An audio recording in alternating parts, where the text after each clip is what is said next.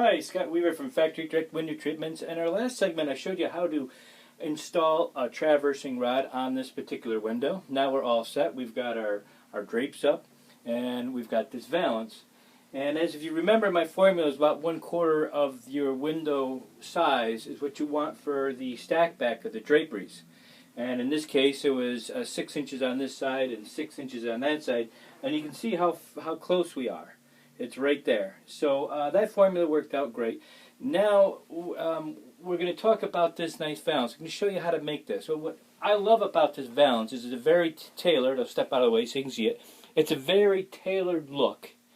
And it doesn't take much yardage, by the way. This only took, this is about 60 inches wide, it's 18 inches deep, and it only took less than 2 yards of fabric to make it. But I want to point out a couple things before we start making this pattern. Is if you notice, I've got flowers centered here. I got the same flower centered here and also over here. And everything looks pretty equal. And that's what you want when you make a valance. You want to make sure all your proportions are correct. And the way you have to do that is you have to have seams in the material someplace that allows you to do that. In this particular case, this is what's called a pleat. There is 12 inches in this pleat. And I want to show you where my seam is. My seam is right here. And you say, well, 12 inches, why don't I put 6 and 6? Well, you don't want to do that. You want to offset your seam so it's behind the pleat. So that's how I was able to create the 3 different sections. Then you come over here and there's another seam directly right over here. So when we start making the pattern, I want you to remember that in this particular case, it takes 12 inches for the pleat in the back here, 12 inches here.